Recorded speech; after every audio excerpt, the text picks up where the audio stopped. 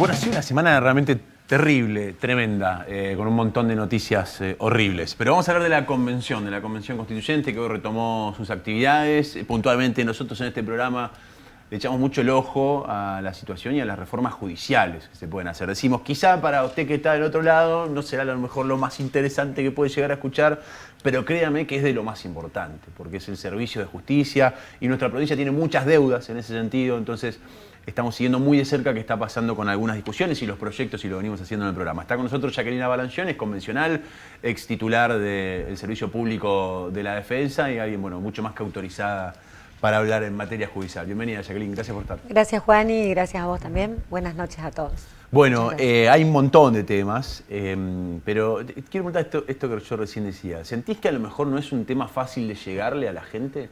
Digamos, el sistema judicial es complejo, las reformas son complejas, pero que tienen de fondo una transformación. ¿Se puede lograr una transformación verdadera en el servicio de justicia para todos los santafesinos, ¿no? Sí, mira, primero con respecto a llegarle a la gente, vos me conocés de hace muchos años, porque yo antes de ser defensora fui camarista, dirigí a la escuela de capacitación, y siempre que tengo la oportunidad de hablar en los medios, a través de los medios, que es algo que me encanta comunicar, siempre reclamo esto de que tenemos en conjunto la sociedad jurídica, digamos, abogados, profesores, jueces y los medios, tenemos la responsabilidad, que es una deuda, de construir una alfabetización jurídica.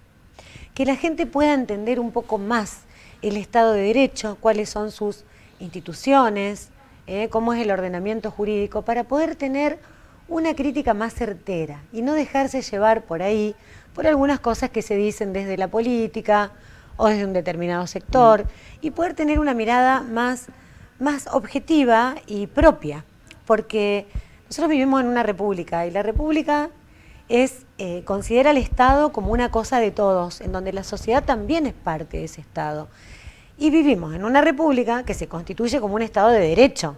Entonces, digamos, el derecho y el ordenamiento jurídico con la Constitución en su borde más externo, digamos, es el marco dentro del cual todos vivimos.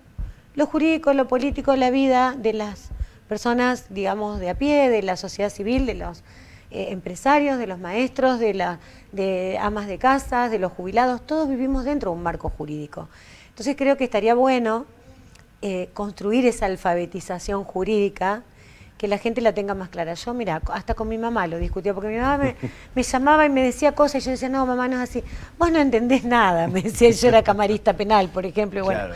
Es una deuda que tenemos en la democracia, en donde el mundo jurídico y en los medios de comunicación tenemos mucha responsabilidad. Y es uno de los postulados de las reglas de Brasilia, que es una herramienta a nivel latinoamericano, que apuestan a tener mayor acceso a justicia. El mayor acceso empieza por conocer un poco mejor el sistema de justicia. Totalmente. ¿Crees que esta puede ser una buena oportunidad, digo, en la convención, sí, por lo menos para dar un pasito más en ese norte? Sí, lo hablábamos hace un ratito fuera de cámara. Por supuesto que esta es una buena oportunidad porque todo lo que sea referente a la Constitución, y en este caso una reforma de ella, es un acto netamente democrático, donde la sociedad tiene que tener injerencia, participación, noticia, información. Yo soy crítica porque me parece que la ley de necesidad salió sin mucho debate. Todo esto que se está haciendo ahora con mucho esfuerzo desde la Convención, que es escuchar a todos los sectores políticos, a todos los sectores sociales. Sí, a todos los que presentaron por mesa de entrada. Individuos que han presentado. Sí. A mí me parece que este es un trabajo que se debería haber hecho previamente, por lo menos un año antes, que los legisladores escuchen y que el gobierno, que fue el que mandó la iniciativa de la reforma, de la propuesta de ley de reforma, hayan escuchado a ver qué es lo que quiere la gente. ¿Había tiempo para hacerlo mejor a esto? Por supuesto que sí.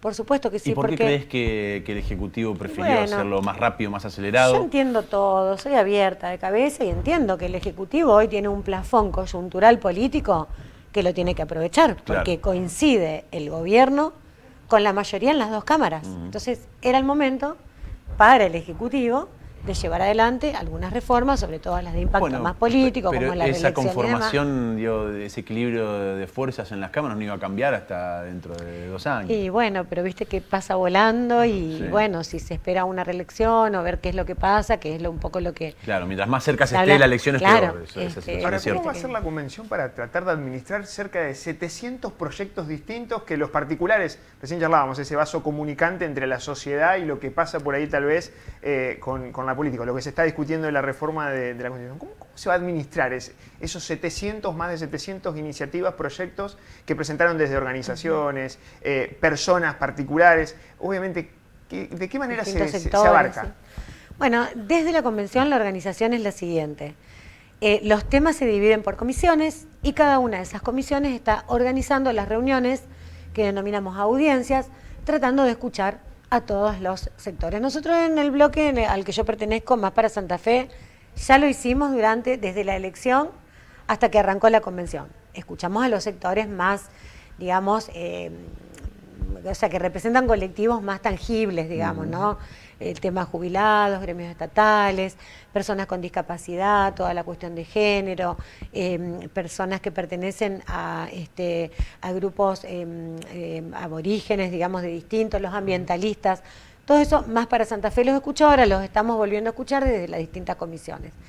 Y bueno, se hace lo que se puede, pero siendo con una mano en el corazón, yo voy a coincidir con lo que dijo en el recinto los otros días en sesión plenario la convencional Alicia Sanza, del sector de Somos Vida.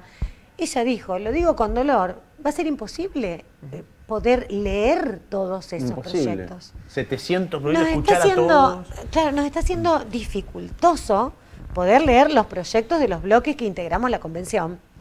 Ustedes figúrense que, bueno, todos estamos dando lo mejor. Eso quiero rescatar, que hay un muy buen ambiente en la convención, todos nos escuchamos con mucho respeto. Ha habido algunas cuestiones, sobre todo lo que se suscitó con lo de Alejandra Oliveras, pobre, que aprovecho volver a expresar públicamente las condolencias, tanto personales como la del bloque. Tuve una suerte de chat con Alejandra cuando ya habíamos salido las dos electas. Ajá. La saludé y bueno, le dije, le manifesté mi interés en charlar con ella, porque para ver cuáles eran sus ideas, su proyecto, porque es como esto de que vos decías de los outsiders, que por ahí uno no sabe con qué vienen. Yo no la conocía tanto, tampoco, claro. No soy de mirar mucha tele, les confieso, perdonen. Soy más de escuchar la radio, pero bueno, porque bueno, en algún punto toca, yo soy una interesada por el tema de la justicia y dentro de la justicia siempre por todos los sectores de mayor vulnerabilidad, en donde está toda la niñez, la adolescencia, el problema de la justicia penal juvenil. Entonces creo que tenemos un punto que lo que te vengo escuchando a vos y lo mío se tocan, podemos conocernos, hablar, sumamente respetuosa, muy simpática, nos cruzamos el día que recibimos el diploma en el Museo de la Constitución y lamentablemente no tuvimos la oportunidad de conocernos después, más ya en el debate y esto que te escuchaba que comentabas de su conocimiento territorial. Hubiese sido muy Con rico, respecto a eso, ¿no? También te digo que hay mucha gente que viene de la militancia, sí, lo de tiene. Muchos años de militancia. Mirá, que también lo tienen y muchos lo digo al aire tenemos vida porque te lo he dicho en privado a vos. Tu gestión en el Servicio Público de la Defensa se ha caracterizado por eso, ¿no? Por ir desde abajo hacia arriba. Digamos, ha tenido un nivel de construcción. Conozco muchas de las personas que han trabajado hasta último momento con vos. Y ha sido muy impresionante, digamos, cómo se basó mucho en eso, en escuchar, en caminar, en ir, iban a los penales, iban a los sectores vulnerables, nos caminamos todas las cárceles. Y fueron muchos años, entonces esa visión, hay otros convencionales que también vienen de otros palos de escuchar, más allá de las cuestiones ideológicas de los partidos. Sí. Pero esto de que ella tenía, que era escuchar al otro. Una pertenencia, digamos. Un nivel que para mí hubiese sido muy rico, digamos, la participación de ella. Sé que vos lo tenés, sobre todo desde el punto de vista jurídico, por eso bueno, también queríamos tenerte acá porque me parece muy importante eso. Hay discusiones que se van a dar, van a ser imposible abordarlas a todas, pero hay algunas que nos interesan particularmente. MPA y Servicio Público de la Defensa. Hay un sector que dice tiene que tener autarquía, bueno, que ya más o menos lo tiene, pero tiene que ser un extrapoder. O sea, no tiene que formar parte de ninguno de los 3 poderes del Estado, un extrapoder independiente, autónomo. Y hay otro sector que dice, ojo, porque eso también lo deja vulnerable ante el embate de los poderes tradicionales. Que Ejecutivo. esté en el ámbito del Poder Judicial es una manera de protegerlos, sobre todo ante una intervención del Poder Ejecutivo. La postura de ustedes es esta última. Sí, nuestra postura del bloque, por unanimidad, somos 12 personas, tenemos un solo proyecto. Yo soy la coordinadora del tema Poder Judicial y otros órganos constitucionales. Nosotros consideramos que tiene que quedar en la órbita del Poder Judicial.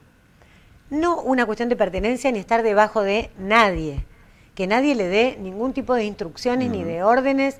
Te digo porque hoy tuvimos a la mañana reunión de comisión de Poder Judicial y escuché atentamente el raconto muy sobrevolado de todos los bloques y escuché muchas contradicciones, o gente hablar o posicionarse en una postura, perdón la redundancia, pero sin conocer realmente cuál es la problemática. Y es como que se supone que porque está dentro del Poder Judicial la Corte te da órdenes, y esto no es así. No. Esto no es así. Estos dos órganos, por ley, fueron creados por ley porque había que reformar la Constitución para meterlos, que es lo que vamos a hacer ahora, que ese es el gran salto de calidad que van a dar tanto el MPA como el Servicio de la Defensa, que en nuestro proyecto se va a llamar Ministerio de la Defensa, es ser reconocido constitucionalmente, con autonomía funcional, autonomía administrativa, autarquía financiera. Esto significa, los dos igual, que se pueden dar sus propios reglamentos, su propio sistema de empleados, organizan sus propios concursos y gestionan su propio presupuesto, cosa que hasta ahora se viene haciendo, porque nada de eso pasa por la Corte. Todo el presupuesto se pelea en el Poder Ejecutivo, para que después el Legislativo, cuando sanciona la ley de presupuesto, el Ejecutivo te pone en una de sus partidas, con tus propias partidas de tanto el MPA como el Servicio de la Defensa. Lo dijo el fiscal Baclini, ahora actual ministro de la Corte, en la audiencia que tuvimos los otros días con los 7 integrantes de la Corte. Dijo, tengo que reconocer que nunca recibí ninguna instrucción de la Corte. El único tema, el tema de los empleados, pero que creo que está más en la muñeca de la gestión, muñeca me refiero a tener muñeca, a poder conducir, que en estar adentro o afuera. Creo que no es tan trascendente lo de adentro o afuera. Y hoy, por ejemplo, escuché gente que absolutamente posicionada en que esté afuera, dice, porque hay que reconocer que cumplen funciones judiciales. Entonces, sí cumplen funciones judiciales, porque ambos representan las dos partes del proceso penal. Exacto, claro. Los jueces son los que están en el medio, tercero imparcial e imparcial. Por un lado tenés al que acusa, que lo organiza el Ministerio Público de la Acusación, y la defensa pública, que existe en el Estado porque el Estado garantiza, o sea, te tienen que brindar defensa pública penal porque te está garantizando, esto viene del artículo 18 de la Constitución Nacional, el debido proceso penal. O sea, y esto para que la gente lo entienda, si no hubiese defensores públicos, no habría gente presa. Porque los presos están presos, porque los condenados me refiero, porque pasaron por un juicio penal. Y hay juicio, sobre todo, bueno, en toda la región, no es Santa Fe, ni siquiera la Argentina, toda la región de Latinoamérica, porque hay defensa penal pública, porque el sistema penal recae con toda su furia, con toda su fuerza, en los sectores de menores recursos económicos de la población, que no tienen plata para ir a un abogado. Entonces, si el Estado no le brinda la defensa pública, que es gratuita, no pueden pasar por un proceso y no pueden ser presos, no pueden ser privados de la libertad, no pueden ser condenados, ni siquiera tampoco en prisión preventiva. Entonces, esto forma parte de la alfabetización jurídica, porque, viste, por ahí se creen que la defensa pública defiende a los delincuentes. No, defiende el proceso justo para que esa persona pueda tener la respuesta punitiva del Estado, que es la sanción. Obligatoriamente tiene que pasar por un juicio penal. En ese caso yo creo que además la defensa pública debe ser ampliada y debe extender sus brazos a la defensa civil, lo cual me parece que puede darse en un proceso menos traumático y más acompasado entre todas las instituciones del Estado, estando en la órbita del Poder Judicial, porque la defensa civil está dentro del Poder Judicial y hoy depende del procurador. Entonces, esa unificación que se va a dar, porque eso es natural, es la única provincia de Santa Fe la que tiene dividida la defensa en dos partes, que circulan por distintos carriles, con distintos estándares de defensa. ¿Y por qué tiene dividido? ¿Por qué esa constitución de tener dividido ese individuo civil y penal? Porque cuando se generó el servicio público de la defensa penal, fue como una necesidad del sistema acusatorio. Entonces se lo focalizó solo en lo penal. Claro. Pero todos los que trabajamos en el circuito penal, y en el tema, digamos, global del Poder Judicial, sabemos que las mismas familias que recurren a la defensa penal también recurren a la defensa civil. Entonces, si vos unificás eso y tenés una misma mirada, puede tener esto un impacto en la seguridad pública, porque vos los conflictos los vas a parar antes con un abordaje mucho más especializado, más fuerte, de mayor dedicación, con una defensa de confianza. Si vos ampliás la defensa civil, vas a atajar muchos problemas, muchos conflictos que terminan en la criminalidad, pero que empiezan en una familia, en un barrio, como por ejemplo el tema del consumo problemático, el vender al micromenudeo. Son cuestiones, la violencia doméstica, la violencia de género a menor escala, que empiezan siempre en un sistema que es más de familia, que pertenece al ámbito jurídico civil. Entonces, si vos la misma defensa con una única cabeza la organizás como de una manera integral, eso va a repercutir en la seguridad pública. Entonces, cuando hoy, por ejemplo, discutimos un poco en la comisión, porque el ministro Enrico, que es el convencional Enrico, hablaba de la seguridad y de que el Poder Judicial tiene que involucrarse. Bueno, yo un poco refutaba esto, en que cada uno de los poderes del Estado tiene sus funciones y que la seguridad es un tema del Poder Ejecutivo, no del Poder Judicial. La justicia llega cuando el hecho ya pasó. Claro, y el uso de la fuerza. Obvio que puede tener impacto, porque las sentencias son ejemplificadoras, entonces la sociedad sabe que si vos cometés tal delito, vas a ir preso.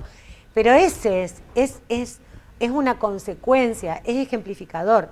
Pero la seguridad es responsabilidad del Poder Ejecutivo, no del Poder Judicial. Y no es que trabajamos en cajones estancos, todos pertenecemos al Estado y se va acompasadamente hacia ese bien que es lograr un buen Estado, con paz social y todo eso. Pero cada uno tiene sus funciones, más allá de que hay interferencias y hay controles recíprocos, por supuesto. Pero bueno, yo apunto a políticas de fondo más serias que tienen que ver, por ejemplo, con esto, como, bueno, ahora darle un reconocimiento constitucional a la defensa pública.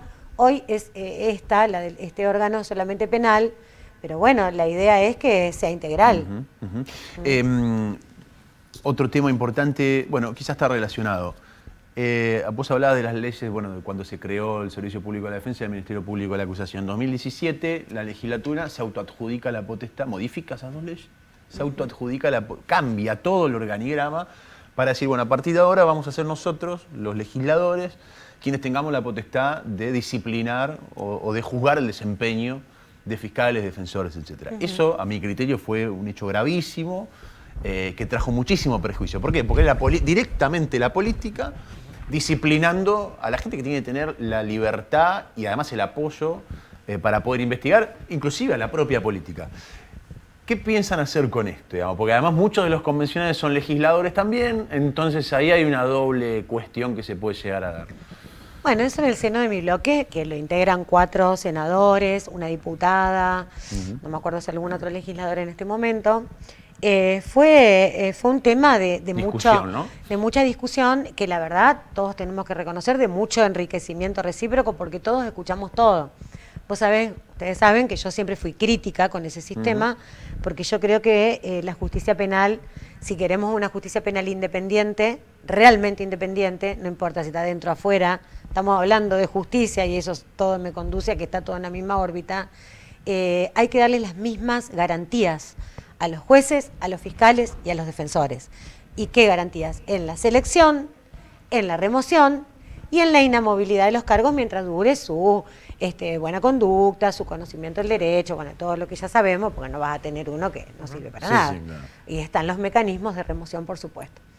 Entonces, bueno, yo la verdad que tengo que reconocer lo que escuché también de la política, que cuando empezó este sistema, que a mí me llamó mucho la atención, porque sectores como el socialismo y demás, que son muy progresivos, muy progresistas, votaron por unanimidad ese sistema.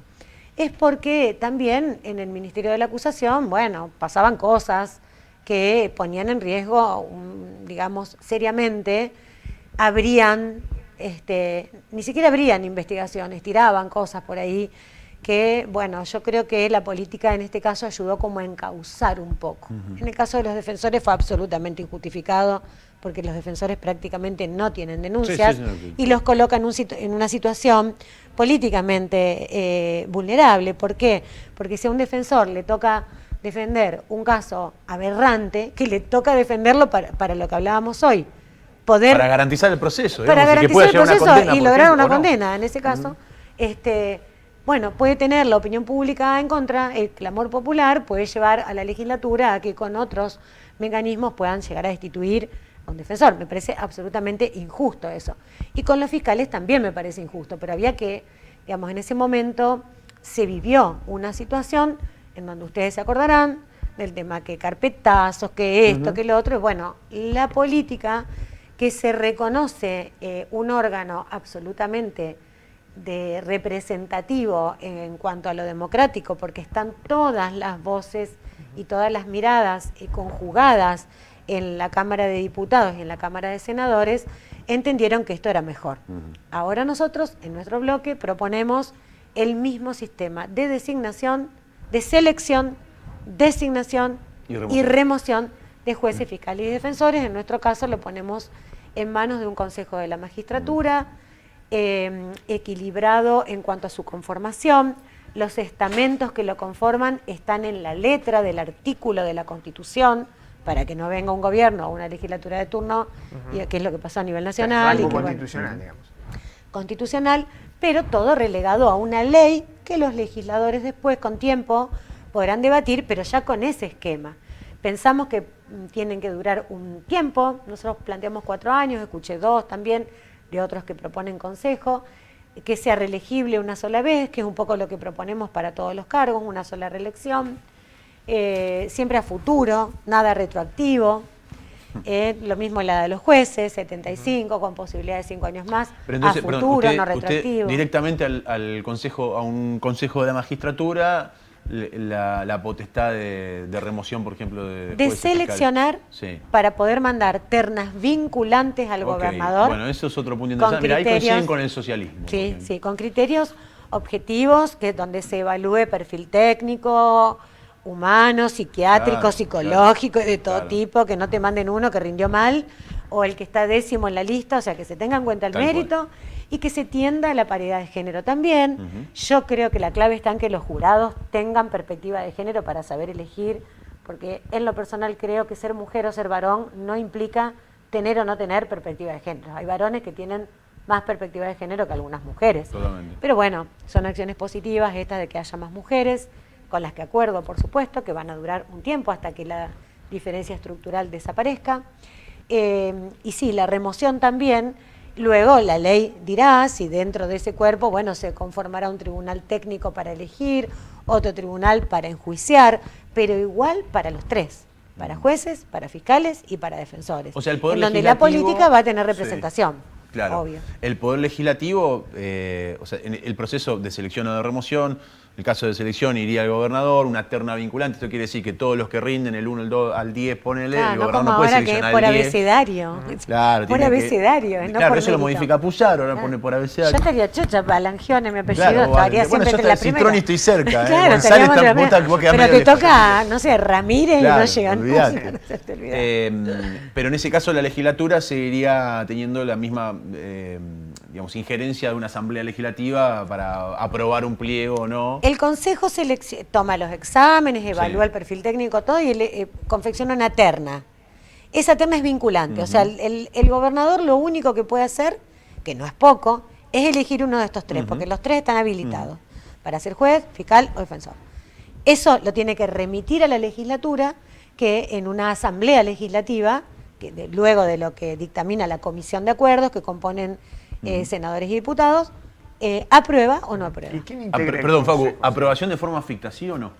Bueno, yo tenía la postura personal que tiene que estar. En el bloque no me la bancaron a esa, bueno, no quise hacer mucho, no quise insistir O sea, porque no estaban habría- todos... La idea de ustedes es que no haya aprobación Que ficta. no haya aprobación ficta. Yo Ok. estaba de acuerdo con la aprobación ficta, para que no pase lo que pasa a nivel federal. Que quedan vacantes. Que quedan 2 eternas, años. claro. 3. El socialismo dice, si las primeras 2 asambleas, digamos, no se reúnen, no hay quórum, se rechaza, se puede insistir, y en esa Exacto. segunda sí se aplicaría la ficta. Sí, igual de todas maneras, con algunas repercusiones que he tenido, mensajes, llamados de gente que, pero no, que en el proyecto pusieron, no pusieron. Creo que ninguno de los proyectos va a salir aprobado a libro cerrado. Lógico. Ahora en la discusión, ya por lo que vimos esta mañana, hay mucho debate, hay muchos puntos de acuerdo, por lo menos en qué son las cosas que tenemos que debatir, hay muchas cosas que ya estamos de acuerdo, muchas en las que no, pero que lo que está en discusión son cosas muy de tipo estructural, porque todos queremos lo mismo, Claro. todos queremos que mejore esto, y sobre todo el acento está puesto en este tema de la selección y la remoción. Perdón, Facu, Así te que interrumpí, pero tenía que vamos ver con para eso. adelante. justo. No, por supuesto. Y me queda una pregunta por ahí. El Consejo de la Magistratura, ¿quiénes lo integrarían? ¿Cómo sería la modificación de los que toman esas decisiones tan trascendentales, ¿no? Si Bueno. decimos van a, si se quiere, garantizar la designación, la remoción, todo ese proceso Bien. de jueces y fiscales, ¿quiénes integran? ¿Quiénes son Bueno, esas personas? algunos proyectos hablan solamente de la designación. La remoción es Puerto distinta. Carril. Por ejemplo, la Libertad Avanza, creo. Bueno, no quiero decir porque por ahí me confundan algunos. No hemos tenido tiempo todavía de leer todos los proyectos y en las comisiones los estamos conociendo. Hoy hicimos someramente un raconto abuelo de pájaro, cada uno expuso sobre su proyecto. Todos son distintos. Por ejemplo, Unidos presentó 7 proyectos, los 7 son distintos. Hablan de un consejo asesor, no de un consejo de la magistratura, otros que sí. El nuestro, que lo conozco bien, nosotros abogamos por un consejo de la magistratura de rango constitucional, cuyos estamentos estén descriptos, individualizados en la letra, en el artículo o en la letra de la Constitución, y para nosotros tiene que ser en la órbita, con autonomía, pero en la órbita del Poder Judicial, porque ¿a qué se dedica? A designar y remover funcionarios judiciales, así como la legislatura tiene cada uno en su poder, pero con autonomía, obviamente. Que lo presida el presidente de la Corte, o sea que todos los años va a cambiar, porque la Corte va rotando un año cada uno. Que lo integre un juez elegido por sus pares, un abogado de la matrícula con 10 años en la matrícula elegido por sus pares. Bueno, en cada región, después, en vez de juez, fiscal o defensor, eso va variando, pero digamos, esos son los estamentos. Pensamos que es interesante, a propuesta del gremio, incluimos un representante de los trabajadores judiciales. 2 diputados y 2 senadores. Porque, claro, para que estén las minorías también representadas. Claro, está bien. Que tenga una Tiene amplia, lógica, sí. un pie político democrático. Bueno, y tampoco, un perdón. representante del sector académico o científico. ¿Cómo se garantiza que uno de esos dos represente a minorías? Y bueno, porque después van a ser elegidos y viste que está el tema del principio de las minorías, como que en todos lados, digamos, cuando está el Poder Legislativo y tiene más de uno, vos como que te garantizás la representación de la minoría. Claro. Es como un principio, digamos, dentro de la democracia, y eso también juega con lo que se está tratando de reformar o de las propuestas que hay en todo lo que modifica el funcionamiento del Estado y el Poder Ejecutivo y Legislativo. Vieron que ya se busca mayor representatividad de las minorías. Claro. Me parece que es un salto de calidad también, que democratiza mucho esto. Es que además hay algo que hoy lo decía la convencional Levin.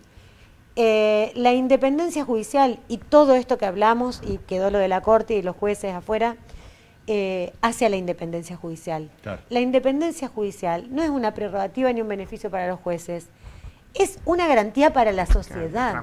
Porque la sociedad, al último lugar que va, cuando no tiene cómo resolver sus conflictos, es a la justicia. Y cuando dicen que la gente no cree en la justicia, yo siempre lo refuto, porque la gente cada vez va más al Poder Judicial. Cada vez más recurre a la justicia, no solamente para cobrar un cheque o por una denuncia penal, sino para pedir un remedio, para pedir ingresar a una escuela, no ser discriminado, o sea, muchas funciones cumple la justicia. Son 40 días que faltan de la convención, quedaron afuera varios temas, te vamos a volver a invitar, lo vamos a seguir charlando en este tiempo. Gracias por venir, doctora. Un gusto. No, gracias a ustedes por esta posibilidad de hablar con la gente. Hacemos un corte.